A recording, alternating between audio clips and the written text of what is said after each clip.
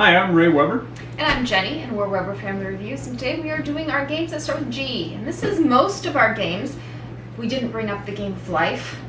And we didn't bring Godzilla Tokyo Clash. Because, yeah, I don't like that game. It's a bummer. It's Godzilla. It's great. So, but for the most part, this is like every G we own. Yep. Do you want to start? Sure. You can start. So, this is Glasgow, which is a two-player only game. And we really like this one. It's really neat because the cards go out in a circle, like the river. And then you've got kind of a tableau in the middle that's the city. And you can move around the circle of cards, and you kind of go as far as you want. But then, there's different things, and it challenges different things and what you want to get done, and what you don't want to let the other person do. But it's a neat little game. As I said, plays a little bit different. The mechanics are different, which is nice because so many games seem to do. If you're looking for something a little bit different, but still got that worker placement, it's got a little bit of tableau building in it. It's a lot of fun. It's two-player only, but for us, that works. We play a lot of two-player only games. We play a lot two-player, though. The game stuff, like you were saying earlier, the pandemic hurt. But since I play a lot of games with her, we have a lot of two-player games, which made it a little bit easier on us. Okay, this is a box. This is Glenmore 2. I'll hide for a second. This is Glenmore 2 Chronicles. So this actually is essentially a refinement of Glenmore, which has some tile placement, some movement around the track to pick stuff, resources. It's got it all. We haven't played it in a little bit, but I've really enjoyed it. And this came with everything. But Glenmore 2 ends up being one of those games that we actually learned in a power outage how to play it. And it was fun. You got the family tree, you got a couple of tracks, you got resources, you got meeple placement, you got all the sorts of stuff. Yeah, there's a lot of really cool stuff in it. I did afterwards, though it was really hard to read the cards that started getting dark because it gets dark at 4 in the winter here, and power outage, and candles don't cut it for reading tiles. I'm just going to say that. So after that, and after all the stores replenished, I made him go and buy me good torches for power outages. You got to think ahead. You have to be able to play board games when the power's out. Yeah. And power outages in summer here is fine. We have 24/7 daylight. But it's a little harder on the winter when we're getting down to like none. So, okay. This one is Guildhall, and Job Fair's in here too. You can see here we've just got it all in a deck box. But this is a really fun deck builder. It's not a deck builder. It's a set building. Yeah, set building. That's the word I was looking for. And what's cool as you're building it is each of your cards has an action, and the more of the set you have, the more powerful the action is. But you want to get to a certain number because then you can seal it up, and all of a sudden you've got a pack, and that's worth your victory points. And once it's in the stack, then no one can steal it. But when it's out there, there's other things your opponents can do to kill off your cards, just a assassin card. And so it's a lot of fun, and with the 2 expansions you can actually kind of mix match the different actions if you want. So you actually could kind of like Dominion really vary rather than just play the set from Guildhall or the set from Job Fair. You could mix and match them, which would give you a lot of variability in them. Oh yeah, I like that one a lot. You're trying to get the sets, but every time you play a card, it activates better for the more you have in the set, but you have to complete the set to be able to get big points. And you need one of each color, and you can't replay colors. So sometimes you'll have another one of, say, the dancer, but you can't play it because you already have that color. So you hope someone kills the one color so you can replay it. Well, I heard this roll, so hopefully things are in the right spot. But Gizmos, this we bought on a whim at the Captain's Toy House in Homer, Alaska. And they've got some good stuff, but we have a lot of board games. And I saw this and I remember, I wanted to play this, and this was the 2nd edition. And Gizmos is a engine building marble game. Marble's the energy, and you set it up, and I just love it. You buy cards, put them out in front of you, And then when you do an action, you go through all the cards you have under that action. So you're getting extra marbles, which is energy. You've got things that let you search for different cards. it turned out to be a really good engine builder and really fun. There's a toy factor to it, but it's really fun. I don't know. I was surprised I liked it as much as I do. I think this is my number 10 game right now of all time. Well, we actually got 2 tableau builder at the same time. We got that one, and we got It's a Wonderful World. And we actually didn't keep a Wonderful World. Wonderful World, I think, is the better strategic game, but this one's more fun. The other one is very, very tight, and you have to really optimize. This one you can just really kind of have fun with, and for us, a lot of times that's more enjoyable. I think that the other one is probably a better game. Mm-hmm. This one's a more fun game in our opinion. Now you might disagree, and that's okay. So, okay, mine here, Genotype. We love all the education games, and really Genius games. We love them all. And this one we kickstarted. We're still kind of periodics, kind of rough. Yeah. So, you know, we've played a lot of them, and we've still got some more to play. But this one, obviously genetics with Genotype. I think that's the best game. Yes, and this is a really deep game. There's a lot of pieces to this. Because obviously, yes, you're crossbreeding the pea plants, which is the famous example of Mendel. But at the same time, you know, you've got special powers you can get, and there's like lots of different parts of the board. Yep. So it's a very highly strategic game. And like all their games, if you wanted to use this for education, it comes with a lot of materials on how to teach with it.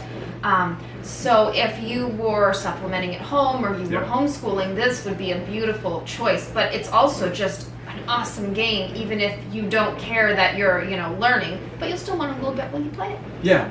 Genotype. I love that one. Actually, I think, you know, we don't keep games we don't love. We do get rid of them pretty quickly now, and we're more selective, but that one is just a great one. And this one, I backed on a whim, and it's The Great Dinosaur Rush. And we were reading, what book were we listening to? I know we weren't reading it, but the Rise and Fall of the Dinosaurs. Oh. And they talked about the Great Dinosaur Rush. And I backed this, and really, this is a hilarious resource collection, and you literally build out your dinosaurs with sticks. So you're looking for They're fossils. colored, because then they go in certain parts. Like these are rib bones, and these are, you know. And you're getting them, and you can play this mean. There is things you can, like you can be like, I want more dynamite. So you get notorious negative points. You blow up part of the area, and then you get 2 of them, nobody gets the ones next to it, but you've also got workers, meeples, moving around and collecting bones for you to build different things, triceratops, allosaurs, frameworks behind a hidden screen. When you collect so long, and then everyone goes to build, and you have cards that are your goal cards, and okay, I'm trying to build these 2, and those are how you get the points, is I'm building an allosaurus. And the Allosaurus then has to have these certain bones in it. And that's your bonus, but the ones with the most claws and teeth get X, and the longest neck get X. And that's part of the game, because you're deciding what's most important throughout by moving score tokens around. When you can only build one dinosaur, but you can actually score 2 different cards off one dinosaur depending on how you build it. So this one turned out to be really, really fun. My youngest loves it. Because he likes anything dinosaur related, and this one's pretty good. And all the dinosaurs, because they're not trying to get everything on there, it doesn't feel like they've cartoonized it, which he appreciates. So yeah, but you're building it, and I've rambled on long enough. Underrated game. Find it. The Great Dinosaur Rush. And as I said, there's both the family and then the not so family. I don't think there's any like reviews of that. We may have to do a review of that one. Okay. This is another family game that our kids really like. This is Ghost Fighting Treasure Hunters, aka this is Ghostbusters. They actually did a Ghostbusters version of it too. Yeah, so you're wandering around this haunted mansion, and you're trying to collect these gems.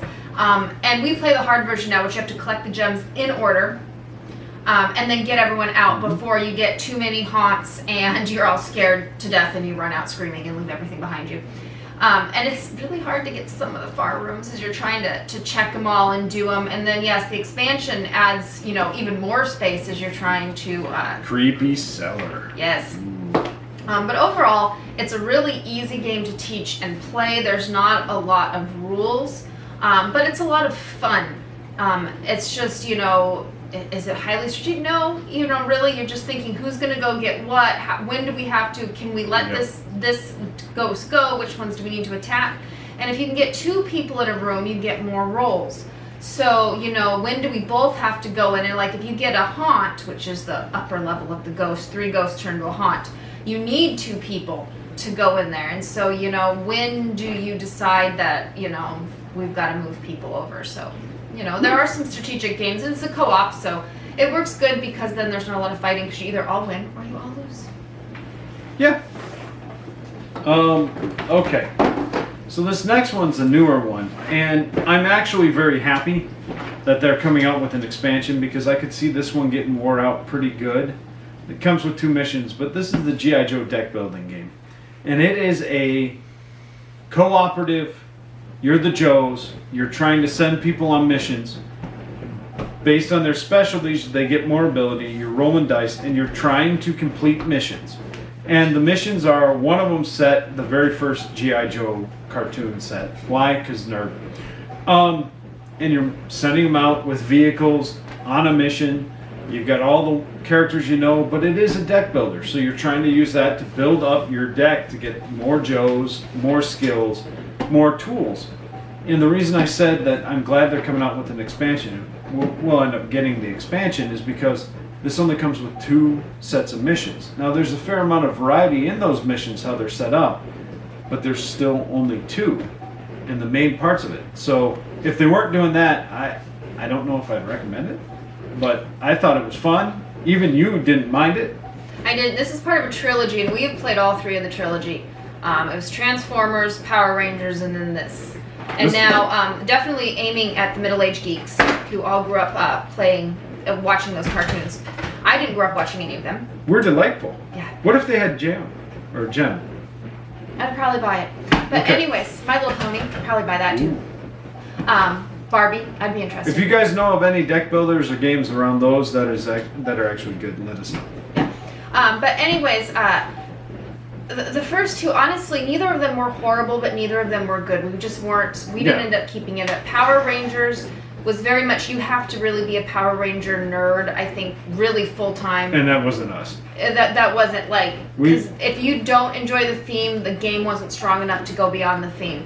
And then the other one, which was Transformers, it had a big tablescape and you moved around. It wasn't bad, but again, I think it could have been a stronger game. Like, it just didn't say anything. This one was a strong game.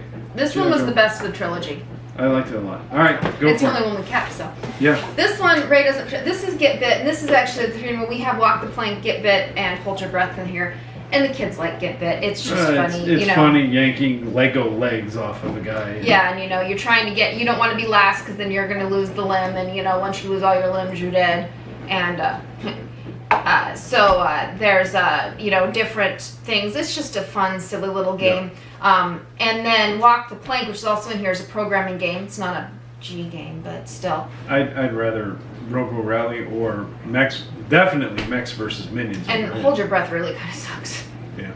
But we bought it as stuff, and as a long time ago. Yes. Wow. And we were considering getting rid of it, but then the kids were like, well, they like it, so as long as they like it, it'll stay in the collection because if they'll play it, it's a fun little silly game. Both really Walk the Plank or Get Bit are just fun, silly little games. But I mean, there's the toy factor in this box. Yep. I gotta see if I can find it. I mean, you got this, and you pull off. I mean, the shark comes up and eats the leg. Yeah, I mean, what preteen or teen boy doesn't enjoy that? So I think that for right now is why it's still in our collection. And I would rather play this than the other choice we had, which was Godzilla. So. Fine. So here's the Lego shark. And it is the Lego shark. All right, Galaxy Trucker. So, Galaxy Trucker it's a real-time, not real-time game. So the real-time doesn't occur until somebody actually finishes their ship. So you got a bunch of tiles out there, and you're going to pick those tiles and build up your ship. And when somebody says they're done, you start a timer. Everybody has to finish building their ships. And then you're going to go through. And you're going to try, hopefully you built your ship well enough to withstand all of the things that occur as you go through space to sell your stuff. Theme-wise, it's pretty hilarious. The game flows pretty funny. All right, I got my last one. Go! Now everybody's rushing to finish to get those last tiles to power up the guns so that they don't lose chunks of the ship. And it is possible to actually have chunks of your ship break off, lose cargo. There's a lot. So I don't think it's your jam, but I found it very humorous and enjoyable. And this is the older version. They got a new version that just came out with more cartoony graphics, though this one's got cartoony graphics too. I think it's fine. I like it. Yeah, that's not a game I'm going to ask to play. I would, again, rather play Get Bit. But, you know, he disagreed with me, and that's okay. You're wrong. The kids would probably agree with me, so, yeah. What? You're fine. All right, so that's the G's. Hopefully we get this out. Right now we've had a lot of life getting in the way. It's finals week. Yeah. Yeah. So, but I'll get this up relatively soon. Everybody, hopefully your gaming days are good and you're having fun. Talk to you later. Bye.